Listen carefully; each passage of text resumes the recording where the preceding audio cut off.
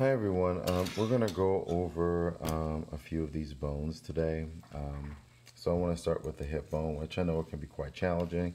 But before you get too anxious about it, just know I am going to put out a video just kind of talking about the hip bone. So just to begin, this structure here is going to be sort of the iliac crest, so sort of the very top of this hip bone. And I'll just kind of put where my forefinger is at. And where my thumb will be at would be the ilium, right? So we have the ilium, the iliac crest up here. And then as it's kind of flat and coming down here, that structure here is going to be called the pubis, and where it comes down here becomes quite curved. That's going to be the ischium, and we're going to find on the other side it's actually quite rough.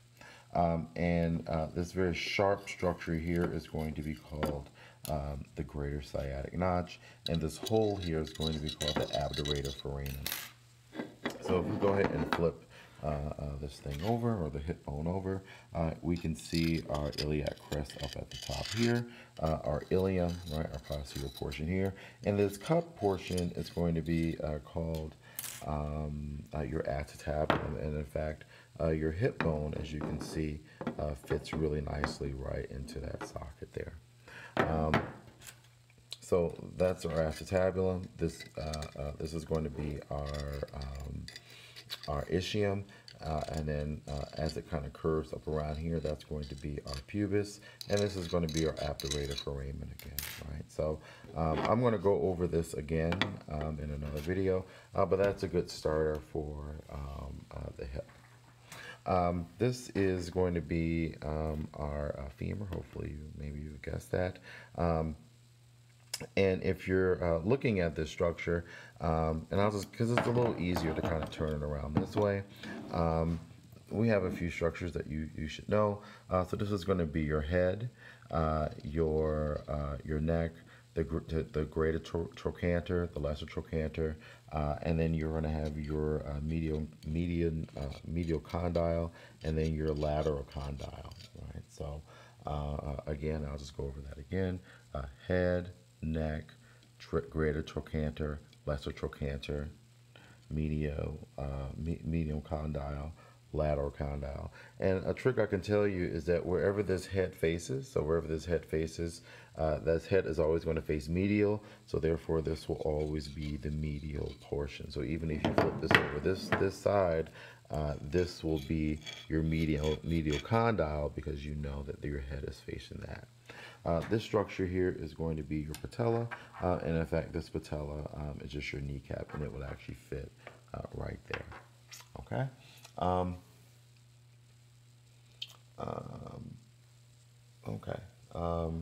Okay, so let's keep going. This is going to be your the humerus, and the humerus is, so I kind of have to zoom in here. This is going to be your, let me just make sure that I'm looking at this right. Okay, just want to make sure. So this is going to be your head here, and then this structure is going to be your greater tubercle and lesser tubercle, right? So the greater tubercle kind of extends over, you see, it's kind of a big tubercle, right? So if I put my finger here, it kind of extends all the way over, right? And then the lesser tubercle is just kind of that little dot there. So we have our head, greater tubercle, lesser tubercle. And then if you look down here, this is going to be our let me just make sure right here. So this would be our coronoid fossa. This would be our coronoid fossa here. And then this structure here would be our medial epicondyle, right? So this is going to be our medial epicondyle here, our coronoid fossa, and I just want to make sure that it is the coronoid fossa. And then this bump here that you see is going to be called your delta tuberosity. And so sometimes you may not even see the bump, but if you just kind of follow this, what do you call this thing? Gosh, like a steel bar. So it's like follow the steel bar all the way down, and you notice that it's kind of straight, right? But on this side, you see how you kind of have like a little bump here. You see a little bump there?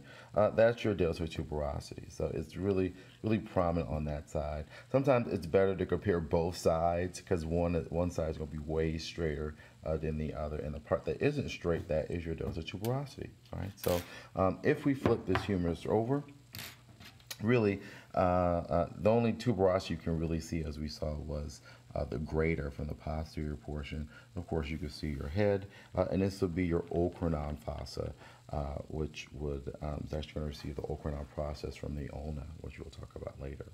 And then this is going to be, of course, your median, or your medial, not median, sorry, medial epicondyle, and this would be your lateral epicondyle here. Okay, so moving on to the tibia and fibula, right? So this is going to be your tibia.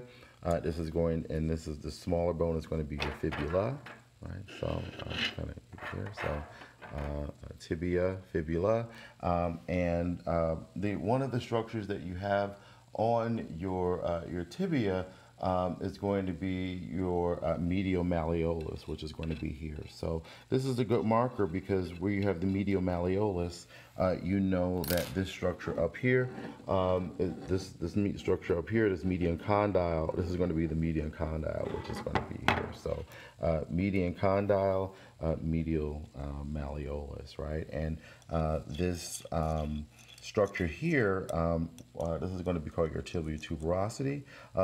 And obviously, I mean, I probably should have worded that, put this in a better order, but this here obviously be your lateral condyle, medial condyle, tibial tuberosity, medial malleolus. Right, so hopefully that made sense. It's actually is not that many structures that you need to know for the tibia. It's only 4. Right. So anyway, so moving on to the last of these bones here. This is going to be your fibula, and this structure here is going to be your lateral malleolus here, and this is up here will be your head, right? And you can kind of let me make sure I have them at the right orientation here. You can kind of see how they would kind of form. So you have the lateral malleolus here and the medial malleolus right there. All right. So lastly, we're going to have our scapula. This structure here is going to be the spine. This is going to be the acromion process. Where I have my forefinger is going to be the glenoid fossa.